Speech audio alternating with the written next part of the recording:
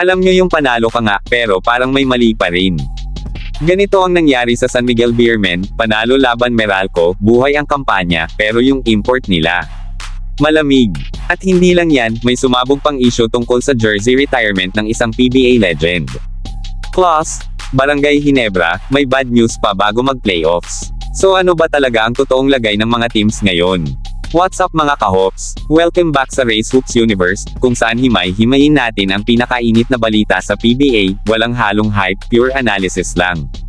Oo, panalo ang San Miguel Beermen kontra Meralco Bolts. Big deal yan? Kasi ibig sabihin, buhay pa ang tsansa nilang makapasok sa susunod na round. Pero eto ang hindi pwedeng i-ignore. Yung import nilang si Benny Boatwright, medyo sablay ang laro. Imagine this, 26 attempts, 5 lang ang pumasok. Hindi lang to simpleng off night. Ito yung tipo ng performance na mapapaisip ka, handa na ba talaga siya sa pressure ng PBA? Kahit si Coach Leo Austria, hindi na nagtago.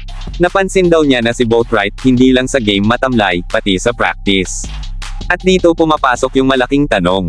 Adjustment lang ba to? O may mas malalim na issue? Sabi ni Coach, baka naninibago pa sa klima dito sa Pilipinas. Fair enough, pero sa ganitong stage ng tournament, wala nang time mag-adjust ng matagal. Kailangan na niyang mag-deliver, ASAP. Dahil next 2 games nila, do or die. Panalo o uwi. Sa side naman ni Boatwright, kalmado lang siya. Sabi niya, parte ng basketball ang bad games. At oo, nag-a-adjust pa siya sa halos 40 minutes playing time. Pero sa totoo lang, import ka, ikaw ang inaasahan. Hindi sapat yung move on, kailangan may rest back sa next game. Ngayon, lumipat tayo sa mas mainit pa sa laro, kontrobersya. Dating PBA player na si Alex Crisano, diretsahan ang sinabi. Mali daw ang San Miguel management. Bakit? Dahil nauna pang i-retire ang jersey ni Arwin Santos kaysa kay Danny Ildefonso. Nilinaw niya, deserving si Arwin, walang issue doon. Legend yan. Pero para kay Crisano, mas nauna dapat si Danny.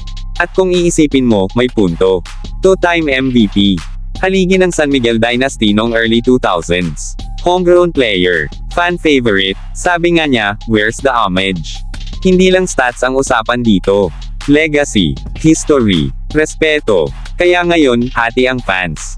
May nagsasabing tama lang ang order. May iba naman, feeling nila na disrespect si Danny I. Ikaw, saan ka kampi? Punta naman tayo sa Barangay Ginebra.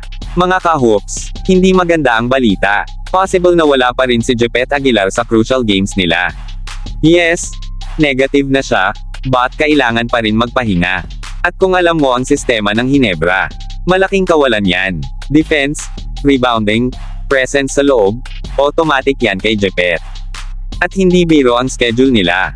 Meralco, rain or shine, TNT. 3 matitinding laban, at kailangan nilang manalo ng at least 2. Para makuha ang twice to beat advantage. May option si Coach Tim Cone, si Kim Mamaril. Pero ang problema, kulang sa playing time. Ibig sabihin, kulang sa rhythm, kulang sa confidence. So ngayon ang tanong, i-risk ba ni Coach Tim gamitin siya sa crucial stretch? Samantala, may mga usap-usapan pa tungkol sa draft positioning. Mukhang may mga teams na naglalaro na rin ng long game, tanking for better picks. Pero ang Ginebra, focused sila sa ngayon, playoffs positioning. At kung wala si Jepet, mas magiging mabigat ang laban.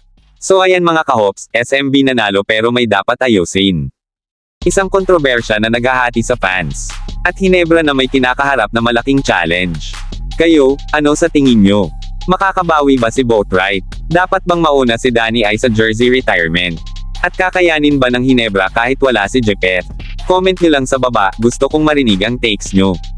At kung gusto nyo pa ng ganitong klaseng solid PBA updates, don't forget to like, subscribe, at i-hit ang notification bell. This is Race Hoops Universe. Kung saan ang laro, hindi lang pinapanood, ina-analyze natin.